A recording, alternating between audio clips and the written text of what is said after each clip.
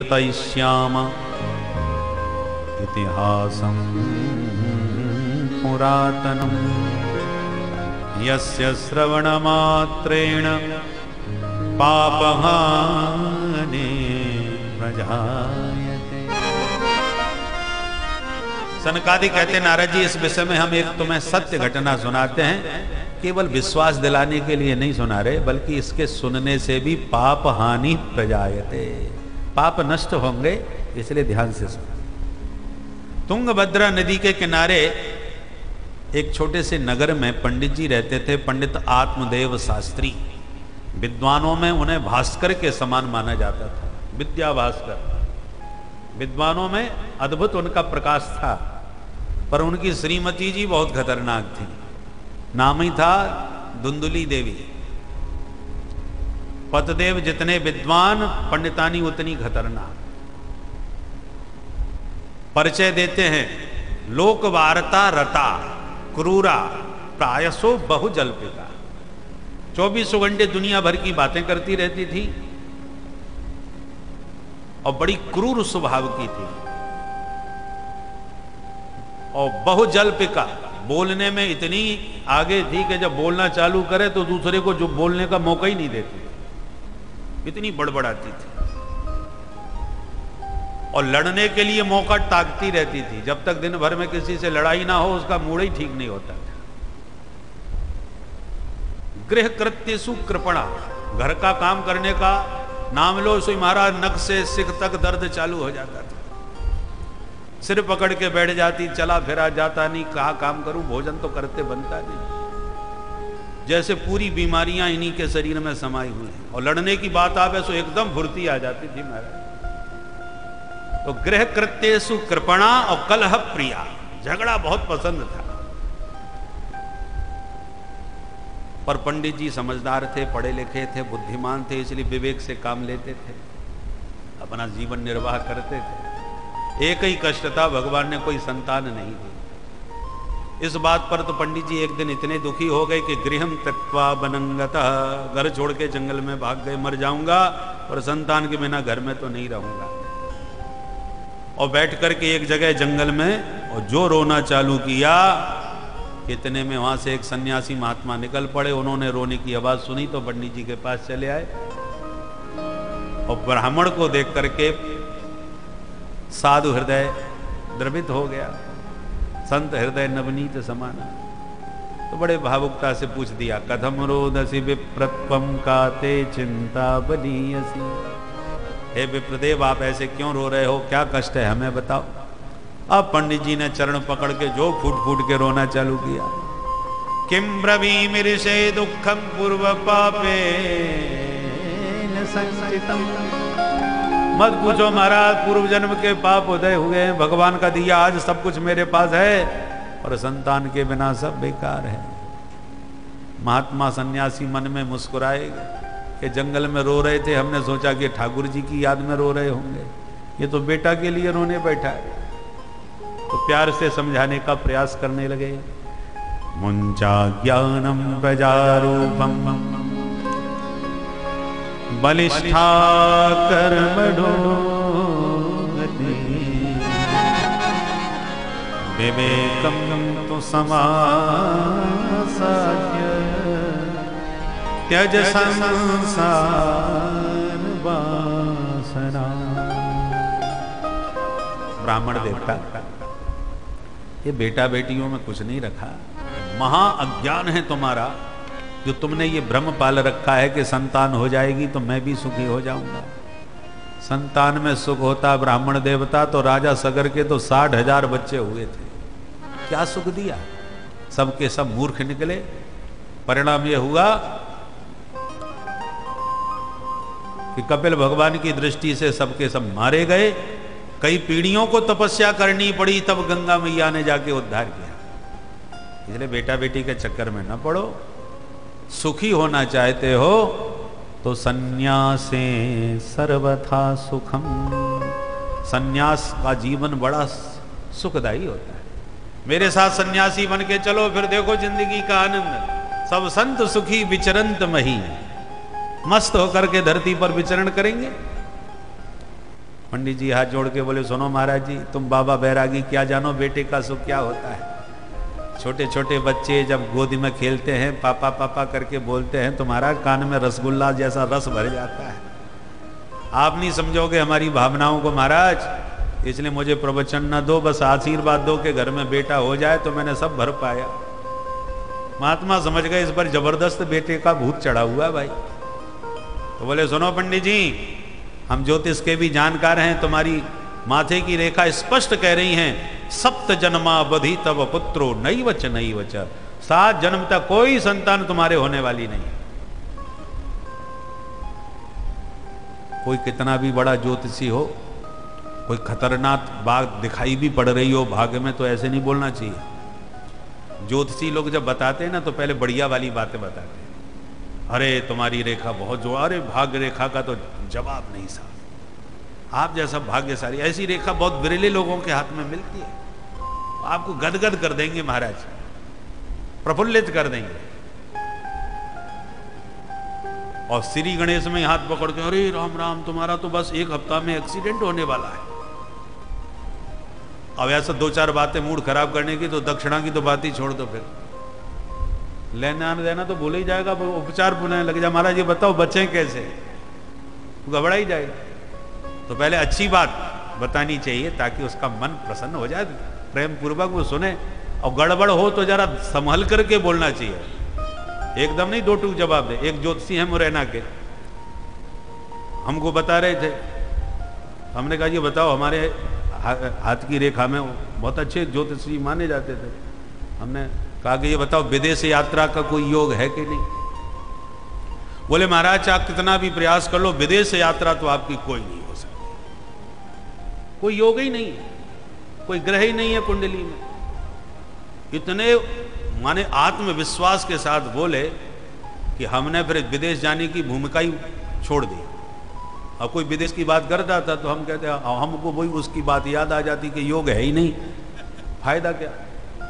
तो हम उसमें कोई उत्साह नहीं दिखाते थे, ना कोई रुचि लेते थे। और फिर ऐसा योग बना कि जब से चालू हो गए तब से लगभग हर साल ही विदेश यात्रा चालू हो गई। एक दिन हमको मिल गए तो हमने कुंडली दिखाई और पासपोर्ट।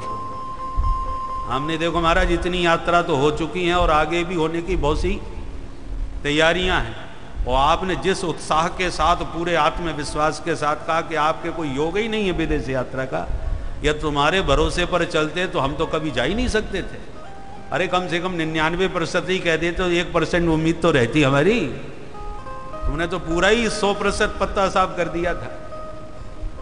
बोले महाराज क्या करें, आपके ऊपर संतों की बड़ी कृपा है, इसलिए संतों के आशीर्वाद से आप जा रहे हो। हमने कहा तो संतों के आशीर्वाद से ही चले जाओगे, ऐसा बोल तो देते भाग्यवान, तो कुछ तो दिमाग में रहता।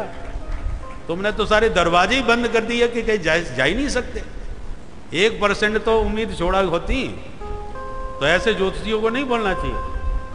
हाँ कोई बाबा बैरागी बोले, उनको दक्षिणा पानी तो लेना नहीं, वो तो सन्यासी महात्मा थे, वो ज्योतिष के जानकार थे, तो सीधा कह दिया सप्त जन्मा अवधि तब पुत्रो नहीं वचन, दक्षिणा की जरूरत नहीं, इसलिए 7 जन्म तक कोई बेटा हो ही नहीं सकता, गारंटी हमारी।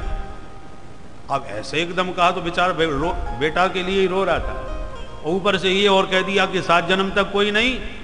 उसने इतनी जोर से ब्राह्मण ने माथा अपनी धरती पर पटका कि महात्मा जी घबरा गए। अरे पंडित जी क्या कर रहे हो भैया, मर जाओगे। पंडित जी बोले हम तो मरने के लिए ही बैठे थे महाराज जी, आप आ गए तो हमको लगा कि आप हमारा कष्ट दूर करोगे, पर आपने तो 7 गुना और बढ़ा दिया। मैं तो इसी जन्म के लिए रो रहा था महाराज, आप 7 जन्म की और बता दिए। अब भाग्य में क्या लिखा है मैं कुछ नहीं जानता, बस इतना जरूर जानता हूं कि यदि आपने मुझे बेटे का आशीर्वाद नहीं दिया तो अब ठीक नहीं होगा। बाबा जी घबरा गए, ठीक नहीं होगा का क्या मतलब, नहीं दिया तो क्या करोगे। बोले नोचे त्यजाम्य हम प्राणास्त्वदग्रे शोक मूर्छितः, बेटा नहीं दोगे तो दोबारा सिर पटकूंगा और आपके चरणों में आत्महत्या करके मर जाऊंगा। याद रखना महाराज आपको पक्की ब्रह्म हत्या लगेगी। अब बाबा जी की धड़कन तेज हो गई, हे भगवान कछु लेना न देना मगन रहना। अपनी मस्ती में जा रहे थे, अच्छी राम राम हो गई, तो ब्रह्म हत्या हमको ही लगा रहा है। अरे पंडित जी हम चले जाए, फिर तुम्हारी जो मर्जी पड़े सो करना। बोले नहीं त्वदग्रे, तुम्हारे सामने ही जो कुछ होगा सो होगा, छोड़ूंगा नहीं आपके श्री चरण को। महात्मा समझ गए ये तो खतरनाक ब्राह्मण है भाई।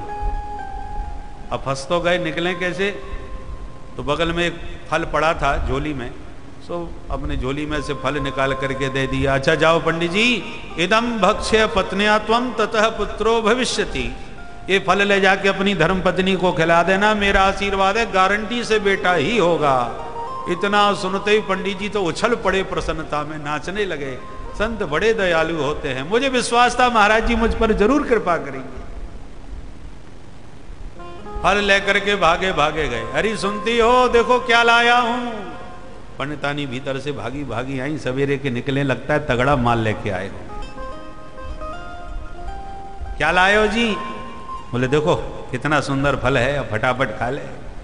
पंडितानी ने माथा ठोका। हे भगवान, गला फाड़ के ऐसे बुला रहे थे जैसे होरी पर हीरे का हार लाए हो। मैंने क्या आज तक फल नहीं खाए जो एक फल दिखा रहे हो? डलियां की डलियां फलों की घर में पड़ी रहती और तुम एक फल मुझे दिखा रहे हो।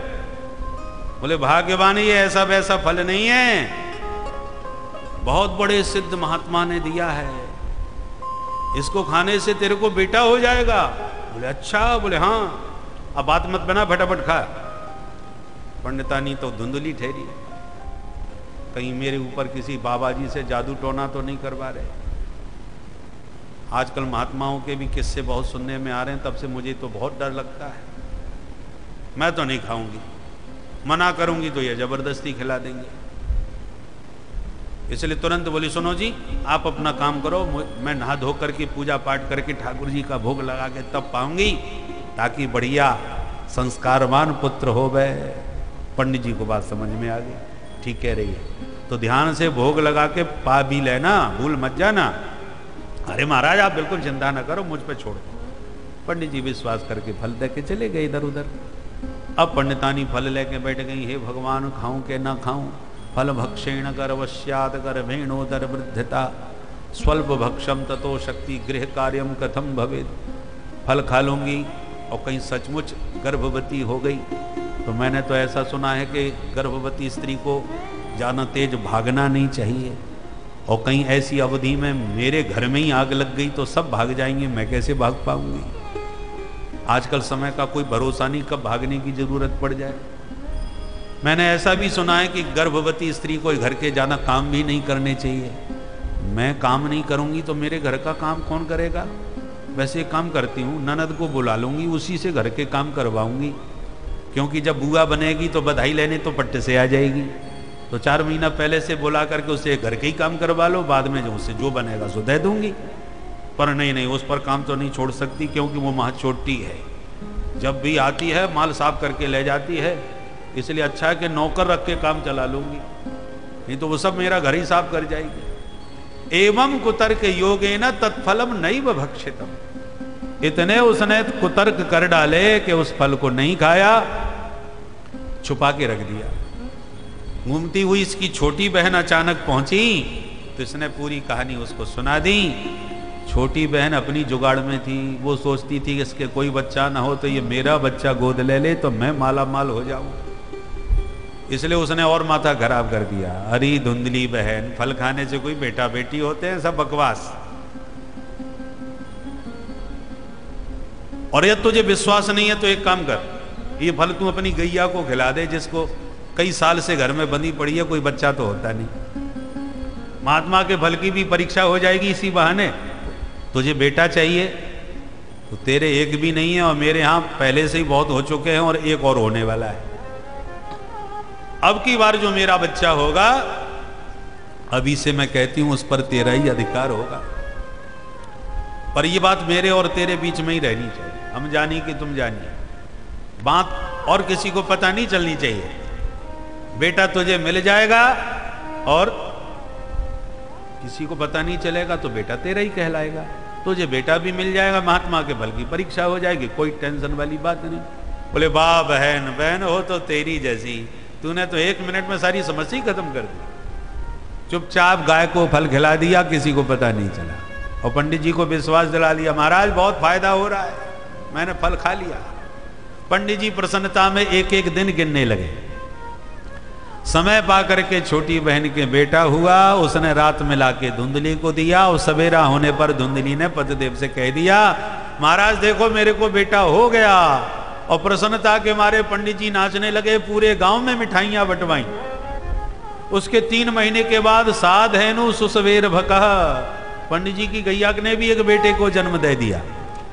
सर्वांग सुंदरम दिव्यम निर्मलम कनक प्रभम, गाय का बेटा सर्वांग सुंदर, सिर्फ कान गाय जैसे, बाकी सब मनुष्य जैसा।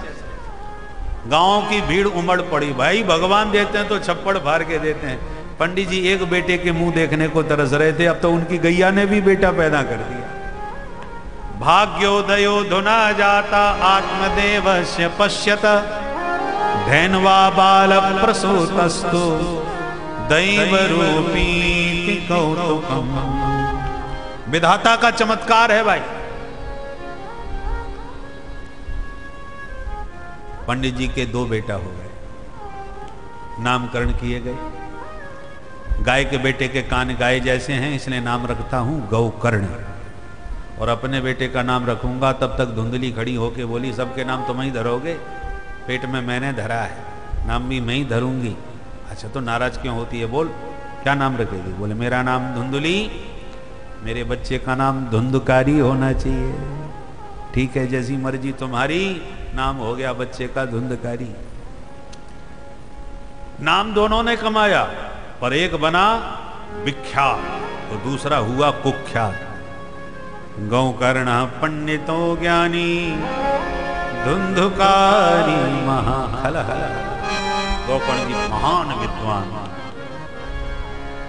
और धुंधकारी उतना ही नंबर 1 का दुष्ट दुराचारी बना। चोरी करे, डकैती डाले, लूटपाट करे, बच्चों का अपहरण करे। पंडित जी पर इतनी शिकायतें आने लगी कि पंडित जी दुखी होकर के आत्महत्या करने के लिए जाने लगे। इस नालायक ने सारी संपत्ति बर्बाद कर दी, सारी इज्जत मिट्टी में मिला दी। ऐसी जिंदगी से मर जाना ही ठीक है। प्राणास्तजामि दुखेन, मरने के लिए जैसी चलने लगे कि गौकर्ण जी ने देख लिए, हाथ पकड़ के बैठा लिए और अपने पिताश्री को 2 श्लोकों में दिव्य ज्ञान दिया है। इसको गौकर्ण गीता कहते हैं, बहुत दिव्य श्लोक। देहे स्थिमांस रुधरे भीमतिं त्यजत्वं, जाया सुताद्यसु सदा ममता पश्यामि संजगदिदं क्षणभङ्गनिष्ठम्। वैराग्य राग रसिको भव भक्ति निष्ठा।